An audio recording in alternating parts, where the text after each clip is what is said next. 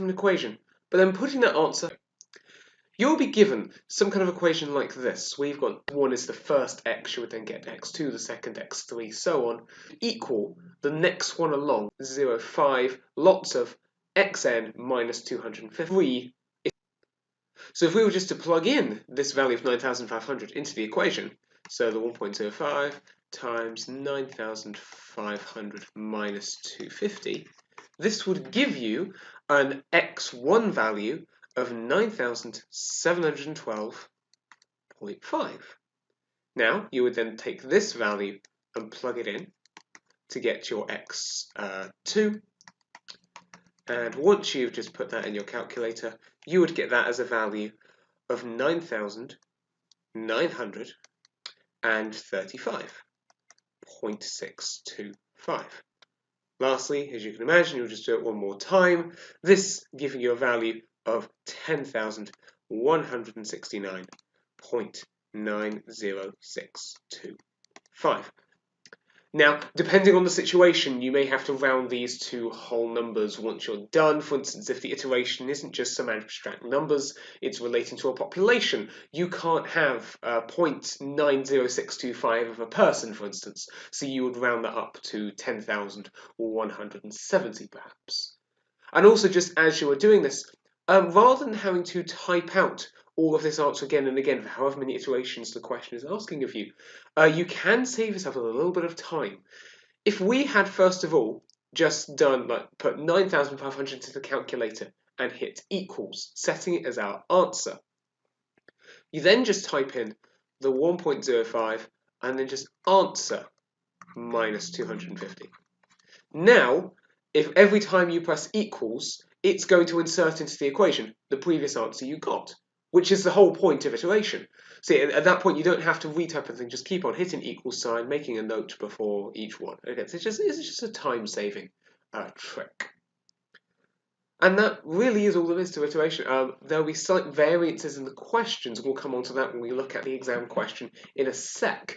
But let's just see how you can get along with that yourself. If we just clear up let's see how you get on with a question of your own. If I just clear up the space here. The iterative formula you're going to be working with then is going to be xn plus 1 equals 3 plus 3 divided by xn squared. So 3 plus 3 over xn squared. Where your x0, let's just keep the 3's, we'll say will be 3.3.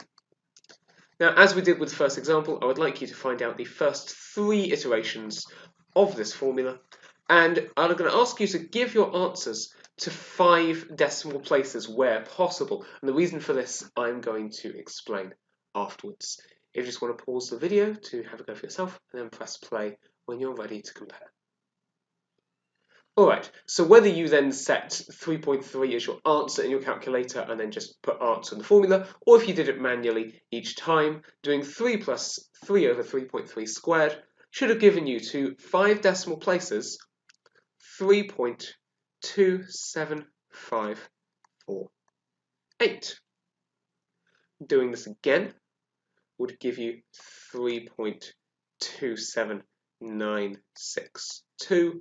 And then for your third one, you should have got 3.27892, because it's going to round up. So here we have our iterations. Now, if you had continued, if you had wanted to keep on going to get the 4th, the 5th, and so on, you would start noticing something. At the 3 decimal place mark, all of the iterations start rounding to the same value. They all start just becoming 3.279. Yes, there's going to be a slight variation afterwards, but this is what they all end up rounding to. And this goes to show another use of the iterative formula, as well as just having a sequence that's growing and growing, such as population, such as could be used in the first question.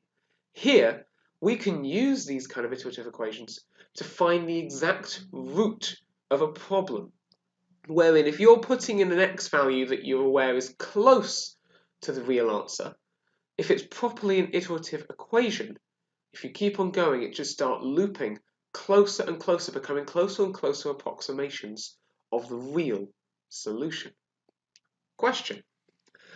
This doesn't actually get you straight into the iterative formula itself. Instead, it opens by asking you to show that x cubed plus 4x equals 1 has a solution between x is 0 and x is 1. Neither of those are the solutions themselves, but it's saying if we just brought that 1 on the other side to make x cubed plus 4x minus 1 equals 0, just to make it a little more obvious, I'll explain what I mean by that in a second. If we were to put in x is 0, so you have 0 cubed is 0, plus 4 times 0 is 0, minus 1 is, well, minus 1. So when x equals 0, the solution equals minus 1. And when x equals 1, this thing is going to equal, so 1 cubed is 1, add 4 times 1 is 4, so that's 5, minus 1 is going to be 4 again. When x was 0, the equation had a negative value. When x was 1, it has a positive value. This is very unlikely to be one of those graphs which just jumps from the negative to the positive with an asymptote, like with the tan graph. This is going to be a continuous graph. So if we've somehow gone from a negative y value, essentially, to a positive y value, we must have cut through the x-axis. We must have cut through the point where the equation equals 0. And that x value, therefore, must be somewhere between 0 and 1. So we say, show that there's a solution, or you show that there has been a sign change. It's either gone negative to positive, or positive to negative.